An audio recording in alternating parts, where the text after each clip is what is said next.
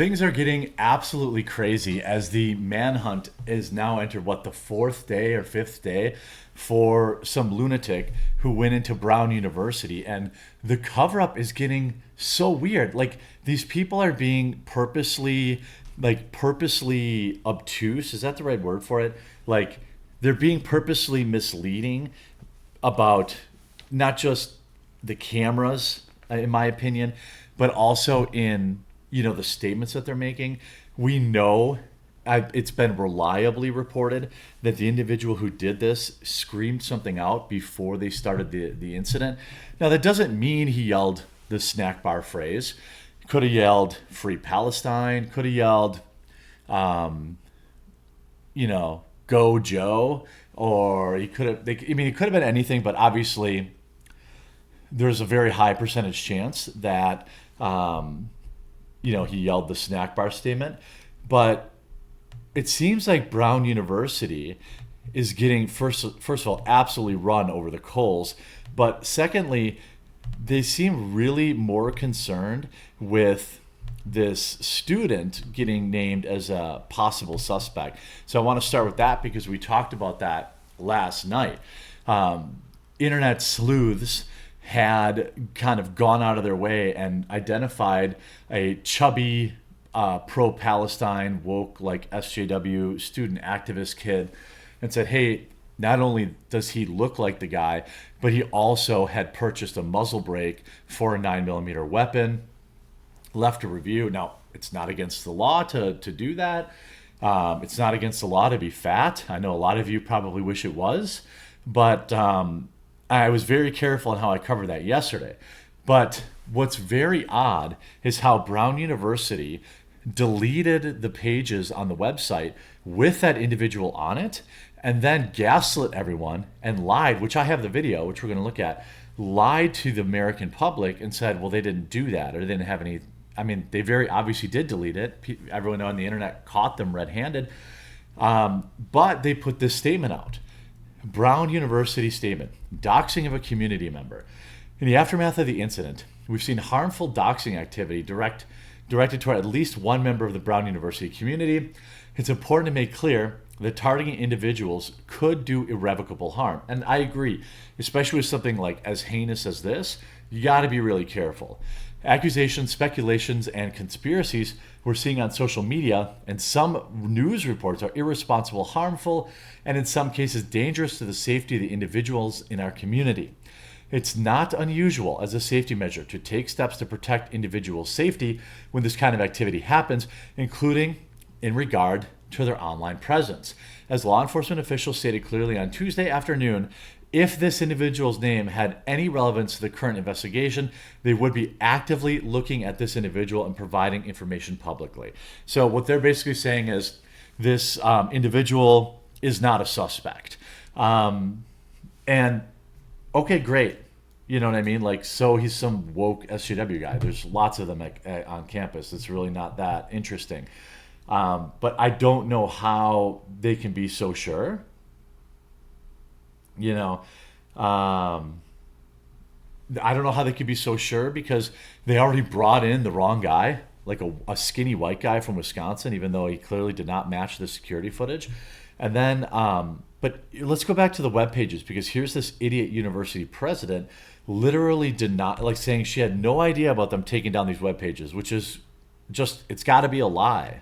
Some web pages for students or faculty have been taken down. Is that a response to any external threats to anyone in the community? We have been working very closely with law enforcement to provide them with all of the internal to Brown information that they need to do this investigation. It's their investigation. They're the professionals. So we're providing information. We're not in the job of reviewing it for them. I know nothing about web pages being taken down as part of this. It's the first I've heard of it. That is a lie. Here we can see very clearly that Brown University has completely removed a Free Palestine activist from their website. Now, I speculated yesterday that it absolutely could be because he was getting doxxed and people were, claiming that he was this individual and he was probably getting all sorts of scary messages, and it's fine. But all Brown had to do was say that, at some point yesterday. And even today, they're still denying taking the pages down, which is very, very odd.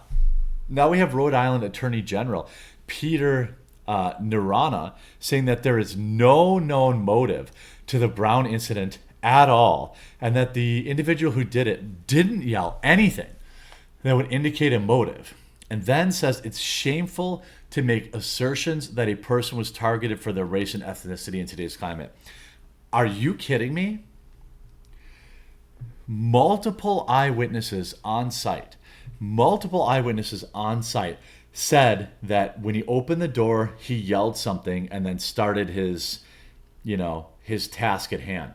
There's also been multiple reports, and again, some of this stuff, it's like, I'm not Candace Owens. Like, some of this stuff, I know that they can't confirm or deny, like, just because some fat idiot on the internet is like, hey, I need to know this, but, like, well, are you saying that the eyewitnesses lied and that he didn't yell something? It's crazy that they're more worried. Like, they are legitimately more worried about more racism than finding out who did this. And right now, we don't really know anything about the race of the individual who did this. They look white-ish. They're certainly not black, and they're certainly not Asian. So we're not really making assumptions. We have video evidence. We have video footage of it. And they're just lying to our face. He also acknowledged, by the way, that at least 2 witnesses have stated what the shooter yelled, and then discounts the witness's statement immediately thereafter as being not reliable. Why does he draw this conclusion to discount these witness statements? Unless you actually have the person that did this, how can you say definitively that there was no motive either? The rumors that a particular professor was being targeted. There's no information that the investigative team has about motive. Zero. He says there's no information we have about motive. Okay, well, that might be true. There's nothing about, even if taking at face value what 1 or 2 witnesses may have said about what something was said. So he admits right there that witnesses did say he yelled something, and we all know what he said. Why are they covering up what he said? Like, people that were there said he yelled the Aluwa or snack bar thing. Why are they so bending over backwards to, like, deny that or obfuscate that fact? Like, do they think this is Americans' first rodeo with these people? Okay, and there are many witnesses that say nothing was said. There's nothing about what we know was perhaps said that indicates any kind of motive that is related at all to ethnicity or political outlook or culture. There's nothing at all that we know right now about that. But if the guy yelled the Akbar thing, then we do know that it was politically motivated. Maybe some of the victims in that class were not specifically targeted. I think many people believe that this girl was, because she was one of a few, stand-up Republicans at that school. And then there's also speculation or unconfirmed reports that she received multiple hits, not just 1 or 2, like as many as 9. That's unconfirmed though. Valentina Gomez writing, it's been 3 days, now 4, over 800 cameras actively scrubbing down web pages. Now here's the other thing. The active shooter alarm never went off. Now here's something interesting. In every press conference, they refused to admit that he shouted the snack bar phrase. I am almost certain that the individual that did this is Muslim or a Palestine supporter, and authorities are covering it up with BS excuse. This is an ongoing investigation. Now, yeah, you can say that for a while, right? But look at this. So they have sirens at this school for this exact thing.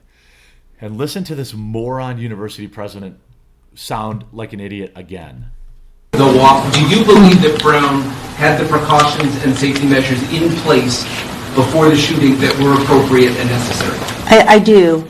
And in fact, I'm glad you mentioned the sirens because I think there's been some misinformation about that. Okay. We have 2 security systems that we can activate in a time of an emergency. One is a system that sends out text messages, phone calls, emails. Okay. and it was activated within minutes of the incident.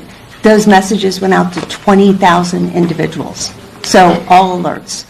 We also have a system of sirens. There are 3 sirens placed across campus. Those get activated when there is a broad-scale emergency and we want people to rush into buildings. In the case of an active shooter, activating that system could have caused people to rush into Barris and Hawley. So that's not a system that we would ever use in the case of an active shooter. So, Just to follow up, it does say on the website when it was launched that it is for an active shooter. it depends on the circumstances and where the active shooter would be, but you don't want to ever get people rushing into buildings that might be the site of an active shooting. That's it. That's my understanding. Go ahead, sorry. But, well, so which was it? Like, which is it? Are we, is it for that or not for that? And like the whole thing is just so weird. And I just don't know why they refuse to confirm or deny the truth here. They keep putting out grainy pictures of some chunky guy. Can you imagine being on campus right now? Like, they haven't caught anybody. They have no evidence. They come out and said there's no evidence of political motive, but they can't know that until they have a suspect. So what they have to say in that case, just to give you an idea how this like whitewashing works, what they should be saying is, we don't know. They can't definitively say, no, there hasn't been, and yet they are. By the way, home security cameras has also been released by the FBI showing the Brown University lunatic walking directly past multiple Providence PD and fire vehicles. Where's the dash cam footage? Now, here he is walking right in front of, it's hard to see, probably it's in the upper corner, but like he walks right in front of a cop. Now, I imagine they will. But what's interesting is Boston FBI deleted this post. I just don't, I don't know what's going on. Hopefully the weaponized autism of the internet can turn its eye on this, because somebody's lying.